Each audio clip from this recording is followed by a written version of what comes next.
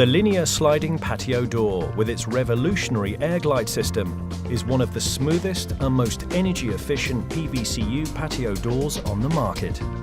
In order to make sure it operates correctly and stands up to the rigorous tests of daily use, it's important to make sure the installation is carried out to Liniar's guidelines. This video will show you how. First, make sure there is a solid structure to fix the frame jambs to, and a lintel above the frame aperture. Prepare the aperture by making sure it is clean. Remove any old silicone and brush down the threshold. Check the aperture's height, width and diagonals to ensure the opening is equal on all sides and is also square. First, fit the sill. Use a spirit level and a string line to assess the level of the threshold you are working from. Temporarily place the required packers on the threshold and dry fit the sill. This will help to assess the finish level of the sill. It's really important that the sill is level, otherwise the patio door's rolling mechanism will not operate correctly. So make sure you level up the threshold before you carry on. Once it is level, double check that the door will still have enough clearance on height when it is installed. Before fixing the sill to the brick threshold, it must be supported along its full length.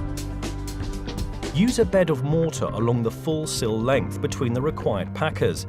Then put the sill into place and tap it down gently onto the packers using a plastic mallet. Check the level again before fixing the sill into place using Spax bolts or equivalent fixings at a maximum of 600 mm centers.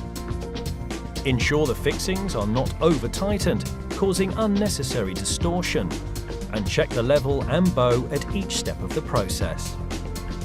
Now, fit the frame. Make sure that all the threshold and drainage cover trims have been removed from the frame.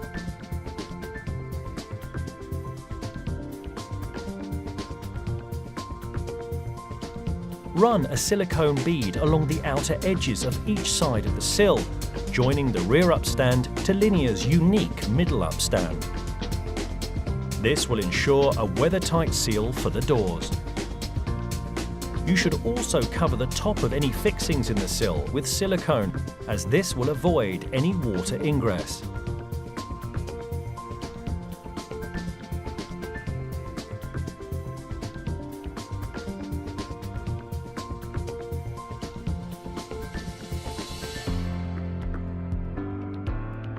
Now, lift the outer frame into position in the opening. To hold the door in place temporarily whilst you level it, loosely pack out the jambs. Keep checking they are level as you go along, as this will help to avoid any potential issues in later steps. There should be no twist or distortion in the jambs, and they should be plumb. With the packers in place, fix both outer jambs in place with appropriate fixings. Fixings should be no closer than 150 mm from corners and at 600 mm maximum centers, with a minimum of 3 fixings per side. A shield must be used in order to prevent damage from screwdrivers. Packers must be used at either side of each fixing to help prevent distortion. As you work, continue to check for any bows, as well as for plumbness and squareness. Make sure the screws are fully fixed so that they do not interfere with the refitting of the threshold cover. Once the frame jambs have been fixed into place, the threshold and head can be fixed. Push the threshold against the sill's rear upstand and fix it into place. Use appropriate fixings to secure down through the center channel of the PVCU outer frame. Use silicone with each fixing to prevent any water ingress.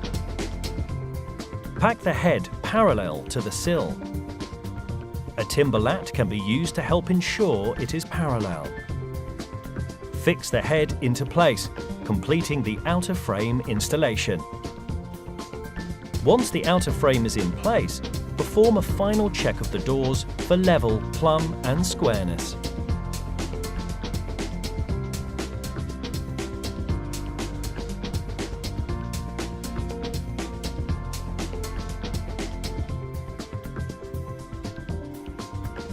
Now you're ready to commence glazing the door panels. Before glazing, remove all beads from the sliding sash, taking care to note where the beads are removed from.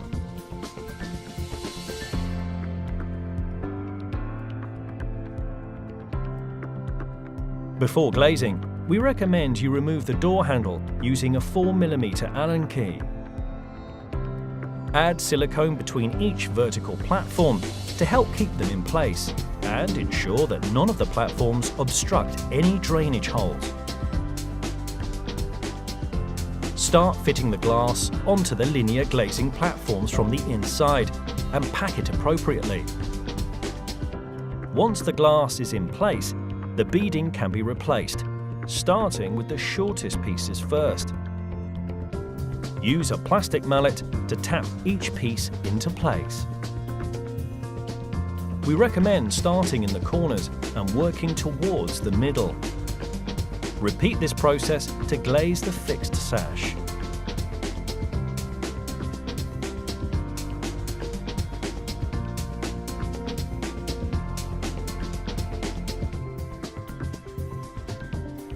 Then replace the door handle, along with the threshold cover and the draining cover trims. Now, check the finished doors to make sure the operation is perfect. The rolling mechanism should be smooth and feel light to operate. If the sliding door needs any adjustment, this can be done on either corner of the bottom sash by adjusting the wheels with a 4mm Allen key. Please note that the wheels must be adjusted equally to keep the door parallel with the jamb. Turn the Allen key clockwise to lift the door and anti-clockwise to lower the door. All linear patio doors are supplied at the lowest position setting, so should usually only require a clockwise adjustment to raise the door if needed.